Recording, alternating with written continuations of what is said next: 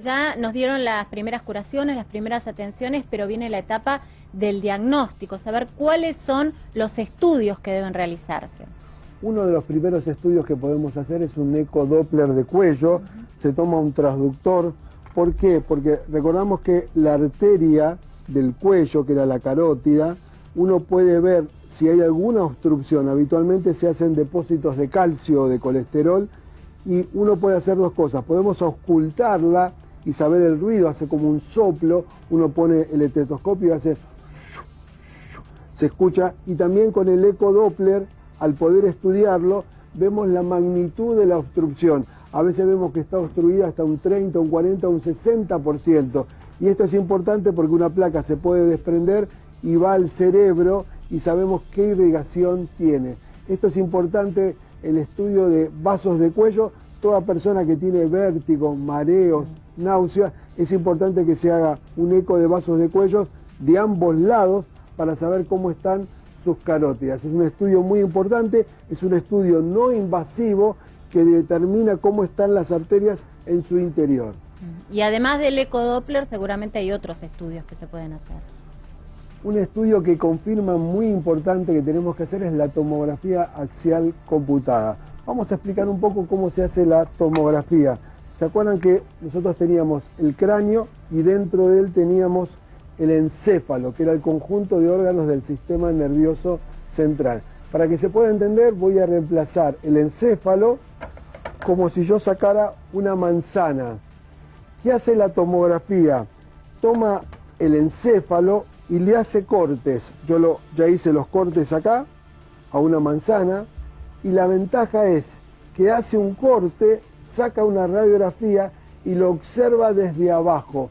Y de esa manera se puede construir todo el interior. En este caso voy a ver todo el interior de la manzana, pero en la tomografía, por una reconstrucción digital, puedo ver el interior del cerebro. Es como si yo lo cortara en fetas, lo puedo hacer por centímetros, por milímetros, y encontrar qué lesión tiene. Por ejemplo, si lo cortara por la mitad, podría ver si en esta zona de acá podría tener, por ejemplo, un derrame cerebral o una isquemia, que es una trombosis. ¿Por qué? Porque el tejido se murió. En eso la tomografía es un estudio muy importante que se hace con rayos, una tomografía y un equipo de una computadora que reconstruyen, como si yo cortara la manzana, todo el encéfalo sin cortarlo. Esa es una gran ventaja que tiene este estudio llamado tomografía axial computada. Bueno, hablamos entonces del ecodoppler, de la tomografía, y nos faltaría la resonancia también. La resonancia, lo que hace, Carla, es importante. Toma al cráneo, uno se mete y alrededor del cuerpo hay un imán gigante que genera campos magnéticos. ¿Se acuerdan, por ejemplo, que el agua, que estaba formado por hidrógeno y oxígeno, al tener un campo magnético ordena las cargas eléctricas? Y de esa manera, a través de una computadora, reconstruye y uno puede ver todo el encéfalo con una dimensión muy importante. Lo puedo girar, en la imagen me lo puede mostrar cómo gira el cerebro, lo puedo ver de arriba, lo puedo ver de abajo, y tiene una diferencia fundamental. A diferencia de la tomografía, que solo puede ver un derrame cerebral, la resonancia puede ver la isquemia, que era, recordemos, el 85% de los casos de ACV es la isquemia. O sea que el estudio de elección es primero una tomografía para ver si el paciente tiene un derrame cerebral y en segundo lugar una resonancia magnética. Esto también es importante recordarlo, porque si yo sé que hay una isquemia, tengo un tiempo de 3 a 4 horas para inyectar en la sangre una sustancia que se llama trombolíticos. Es como si fuera un Pac-Man que se come el coágulo, y de esa manera los vasos que se habían trombosado se vuelven a repermeabilizar, vuelve a pasar sangre, pasa oxígeno y nutrientes, y el daño se llama accidente vascular transitorio, se puede restablecer y las secuelas son menores. Por eso es importante que usted tome un tiempo cuando aparecieron los síntomas, lo traslade inmediatamente al paciente al hospital, y tratamos de buscar un hospital que tenga tomografía y resonancia y tratamiento para que esta zona que se había trombosado se pueda revascularizar. Usted dice que son fundamentales esas primeras 4 horas. Las 4 horas se cuentan entonces desde que aparecen los síntomas. Desde la primera aparición de los síntomas, por eso los pacientes tienen que saber que no hay que demorar en la atención, en la consulta inmediata. Siempre es preferible porque lo que está en juego es la vida y recordemos que es la tercera causa de muerte y la primera causa de discapacidad en los accidentes cerebrovasculares. Podemos decir, doctor, entonces que la resonancia es determinante, porque de repente un ACV puede ser percibido por una resonancia y no por una tomografía. Exactamente, hay un tiempo, va pasando el tiempo, solo la tomografía puede detectar la hemorragia y en el caso de la resonancia magnética puede también saber la isquemia, la trombosis, que pasa en el 85% de los ACV. Por eso necesitamos todos estos estudios, el ecodoppler, necesitamos la tomografía y de elección la resonancia magnética que nos da con exactitud cuál es el tipo de lesión, la magnitud que tiene y nos dice qué tratamiento seguir. Estamos hablando de algo que afecta al cerebro. ¿Cómo funciona el sistema nervioso? Mira, Carla, decíamos recién que toda la corteza cerebral está todo lo que somos, el amor, el odio, los recuerdos lindos, los recuerdos ingratos, nuestra violencia, la capacidad de pintar, de amar, todo está en nuestro cerebro. Y el cerebro tiene millones de estrellas, ¿sí? Como si fuera el cielo, que en realidad se llaman neuronas. Yo voy a graficar una neurona con una estrella de mar y voy a explicar cuál es el acto más simple del sistema nervioso. Sí, recordemos que hay millones de neuronas, como si fueran estrellas en el cielo, y la neurona tiene un axón, que es una prolongación, ¿sí? Y después tiene dendritas, y se comunican entre sí. Voy a mostrar cómo funciona un arco reflejo. Supongamos que una persona, vamos a correr un poco la verdad, tengo una mano y se pinchó o se clavó un clavo. También puede ser que alguien te acaricie, Carla, y uno tiene que elaborar una respuesta si el estímulo es grato o ingrato. ¿Cómo hace el cuerpo? Hay una neurona, yo acá lo tengo con un axón blanco, porque se llama sensitivo, que tiene un cablecito, ¿sí? Que se llama axón, va hasta una neurona. Esta neurona penetra en la columna, en la médula, y va hasta el cerebro, y el cerebro procesa la información con múltiples neuronas y elabora una respuesta. Suponete que yo acá hice los axones de color negro porque son motores. Si vos te estarías quemando o pinchando, retirarías la mano. Si la caricia que recibís es grata, dejarías la mano o le darías la mano a la persona amada. Todo eso que uno hace automáticamente se mantiene mediante una neurona con su axón, va hasta el cerebro. Las neuronas dicen qué es lo que está sucediendo, interpreta el mundo interno y el exterior y larga por neuronas motoras una respuesta. Por eso en un arco reflejo intervienen de 2 a 4 o 6 neuronas. Hay actividades del sistema nervioso mucho más complejas donde hay cientos de neuronas como el aprendizaje, la cultura, ¿sí? Los afectos, pero el mecanismo básico es la neurona. Por eso cualquier lesión que tengamos mediante un ACV en el cerebro depende si me afecta el habla, el comportamiento, la sexualidad, la inteligencia, la posibilidad de caminar. Tengo un deterioro en el cuerpo que se manifiesta. Somos lo que es nuestro cerebro. Bueno, Doc, ya vimos entonces cuáles son los síntomas, cómo acercarse a una atención primaria, el diagnóstico. Ahora nos faltaría saber cómo es el tratamiento. Bueno, vamos a escuchar a un especialista en el tema. Estamos hablando del neurólogo de la Fundación Favaloro, el doctor Luciano Esposato, quien nos va a hablar justamente de cómo tratar un ACV.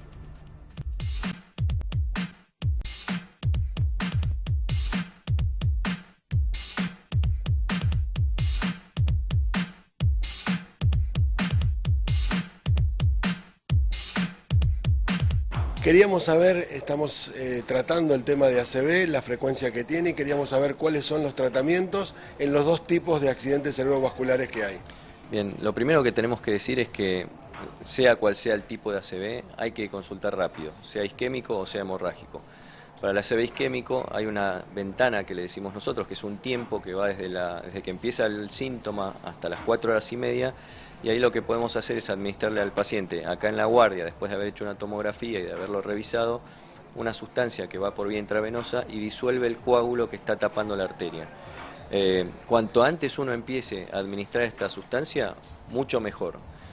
O sea, los resultados son mucho mejores si empezamos a los 20 minutos o la media hora de haber empezado los síntomas, que si lo hacemos a las 4 horas y media. Y además la gente tiene que saber que necesitamos aproximadamente 40-50 minutos desde que entra a la guardia hasta que iniciamos el tratamiento para poder tomar la decisión. O sea que el mensaje es: hay que consultar muy rápido. Y para el ACV hemorrágico hay distintos tratamientos que por lo general están destinados a bajar la presión adentro de la cabeza, a evitar que la hemorragia siga creciendo dentro del cráneo, y en casos límites, muy pocos, no en todos, se requiere una cirugía para evacuar el sangrado cerebral y evitar que el paciente tenga mayores complicaciones. ¿Los tratamientos tienen algún grado de complicaciones? Pueden tener complicaciones, pero cuando uno pone en la balanza el potencial beneficio que tiene el paciente por ser tratado con la potencialidad de las complicaciones, siempre terminan ganando los beneficios. O sea que dentro de las complicaciones que hay puede haber, para el ACV isquémico, que se usa esta sustancia que es un trombolítico, que es la droga que se administra por vía intravenosa, puede haber hemorragias cerebrales como complicaciones o hemorragias de otras partes del organismo. El beneficio puede cambiar la vida de esa persona para el resto de sus días. Una vez que está tratado, ¿cuándo comienza la rehabilitación? Lo ideal es empezar en la rehabilitación en el momento agudo. Ni bien el paciente está internado y está estabilizado neurológicamente, ya tenemos que empezar a trabajar. Empezamos a trabajar también sobre el estado de ánimo, porque los pacientes se deprimen después de tener una ACV, es algo que es muy lógico. Sobre los cambios de personalidad que se dan habitualmente después de la ACV, porque las lesiones, por ejemplo en el lóbulo frontal, generan que uno pase a ser distinto, que reaccione distinto, que tenga más la habilidad emocional. Entonces, sobre todo eso, ni bien podamos, empezamos a trabajar. Y sigue por mucho tiempo la rehabilitación. Te iba a preguntar exactamente eso. ¿Cuánto tiempo dura la rehabilitación para darle esperanza al paciente que puede recuperar en parte las funciones que ha perdido? Por lo general, los mayores beneficios se ven en los primeros meses de rehabilitación. Sin embargo, eso no significa que una persona que no tuvo la posibilidad de rehabilitar durante los primeros meses no tenga chances de mejorar si inicia una rehabilitación más tarde. O sea que primero lo que pensamos es que hay que rehabilitar enseguida, por largo tiempo. El mayor beneficio es en los primeros meses, pero también hay que rehabilitar a largo plazo. Siempre le decimos a los pacientes que alguien que tuvo una ACV es como un deportista de alta competencia, que si no entrena todos los días no va a poder estar a la altura de la competencia. Para un paciente con una ACV, si no rehabilita con mucha frecuencia durante un largo periodo, no va a poder estar a la altura de las circunstancias para cumplir con todas sus actividades de la vida diaria de la manera más similar a lo que lo hacía antes de tener ACV. Qué importante, Doc, lo que decía el doctor Esposato, ¿no? La rehabilitación es continua, no hay que parar después de que uno, bueno, ya se siente un poquito mejor. No, y un concepto muy importante que tiene que empezar inmediatamente que hicimos el diagnóstico. Agradecemos al doctor Luciano Esposato, que nos atendió en la guardia de la Fundación Favaloro de una manera muy afable y con mucho tiempo para contarnos. Ahora vamos a ver una segunda parte.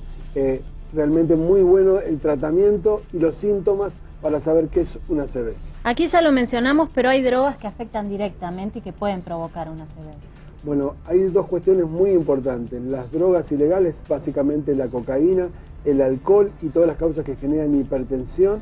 Y también hay una asociación que se ha visto en mujeres por el uso de anticonceptivos.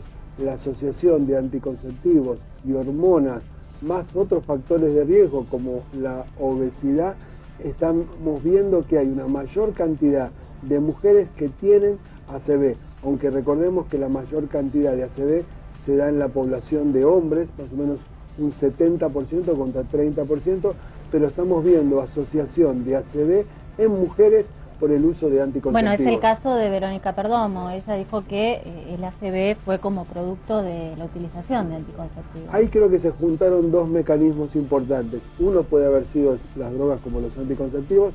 Ella tuvo también un cuadro infeccioso, ya estaba en Chile cuando empezó con los síntomas.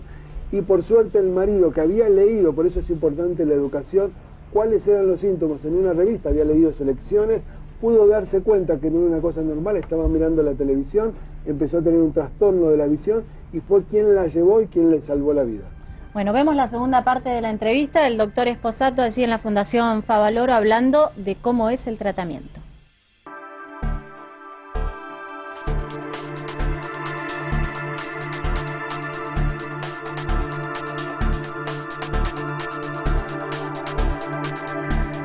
Luciano, ¿qué factores de riesgo, qué medidas preventivas puede tomar la población general para evitar el ACV? Bueno, para prevenir ACV hay que conocer cuáles son los factores de riesgo, que son la hipertensión, la diabetes, el colesterol, el cigarrillo, el sedentarismo, el estrés, la obesidad, una arritmia cardíaca que se llama fibrilación auricular, que produce coágulos en el corazón que van viajando por la sangre y terminan tapando una arteria en el cerebro. La depresión también es un factor de riesgo. Entonces, conociendo todos esos factores, si uno consulta al médico, el médico los detecta, los puede tratar. Básicamente, ¿cómo se trata? Haciendo ejercicio lo más seguido posible, haciendo una dieta sana que incluya muchas verduras y frutas varias veces por día, tratando de dormir bien, evitar el estrés y después, si es necesario tomar alguna medicación para algunos de los otros factores de riesgo, bueno, se tomará medicación para la hipertensión, para la diabetes, para el colesterol y obviamente hay que dejar de fumar y para eso la gente tiene que saber que hay programas en muchos hospitales, sanatorios, clínicas para ayudar a las personas a dejar de fumar que son muy exitosos. En este momento estamos desarrollando un proyecto en Tandil, en la ciudad de Tandil, para evaluar cuántos accidentes cerebrovasculares hay en Argentina. Tandil es una ciudad que es bastante representativa, que tiene una medicina de muchísima calidad y es raro que un paciente que tenga un ACV agudo en ese lugar, en la ciudad, vaya a consultar a otro lugar. Entonces tenemos la posibilidad de registrar todos los casos de ACV, probablemente estemos empezando a fines de este año, a fines de 2012, y bueno, y la idea es durante 2 años evaluar a todos los pacientes que tengan un ACV en esta ciudad. En cuanto al proyecto de ley, tenemos hace 3 años presentado un proyecto de ley en el Senado que lamentablemente todavía no fue tratado y esperamos que en algún momento, ya ha pasado a comisiones, que en algún momento en las comisiones se trate y se debata acerca de, tal vez no sea este proyecto de ley, pero sea otro mejor, con una idea superadora, para que toda la población en Argentina pueda tener acceso al tipo de tratamiento del que estamos hablando, a la prevención y también a la rehabilitación. Queríamos agradecerte estos consejos que nos has dado y quisiéramos saber para la población general qué consejos nos darías final para tratar y prevenir sobre todo el ACV. Bien. Primero, número 1, y es algo muy importante que es lo que están haciendo ustedes, es estar informados, saber cuáles son los síntomas del ACV para reconocerlo rápido y consultar a tiempo, saber cuáles son los factores de riesgo para prevenirlos y siempre ante la duda consultar, ir rápido al hospital, a la guardia y estar informados acerca de cuáles son los lugares donde uno puede tratarse y puede recibir la rehabilitación adecuada. Bien, estamos llegando ya al final de este programa especial sobre ACV y doctor, bueno, hagamos un resumen y sepamos cuáles son los factores de riesgo, cómo tratarlo y cómo prevenirlo. Es importante hoy día saber combatir el estrés, la hipertensión, la obesidad, hacer una dieta saludable, variada, con 5 porciones de frutas y verduras diariamente, dormir de 6 a 8 horas por día. Se sabe que aquel que duerme menos de 6 horas por día incrementa el ACV. Después reconocer los síntomas que describimos durante el día, saber que si uno tiene un ACV debe consultar porque durante las primeras 3 o 4 horas podemos tratarlo, restablecer la circulación y evitar las secuelas que son tan graves. Recordemos que el ACV es la primera causa de discapacidad en los seres humanos. Y la otra cosa, nadie puede defenderse de aquello que no conoce. Por eso este programa de prevención, de promoción de la salud, porque cuando conocemos podemos elegir y así podemos tratarnos y cuidarnos más la salud. Bueno, gracias doctor por todos estos consejos. Qué tan importante es poder cuidarnos. Yo quisiera terminar con una frase de Victor Hugo, el dramaturgo francés, que decía, ¿qué es el futuro? Porque digo, ¿qué podemos esperar de la medicina y de la vida? Para los débiles es inalcanzable, para los temerosos es lo indefinido, y para los valientes, yo diría, para los que viven con plenitud, el futuro y todos tenemos una gran oportunidad. Está todo dicho. Bueno, muchas gracias por acompañarnos. Ojalá que todo esto haya servido para tratar de tener una vida más saludable. Nos estamos viendo. Gracias. Hasta siempre.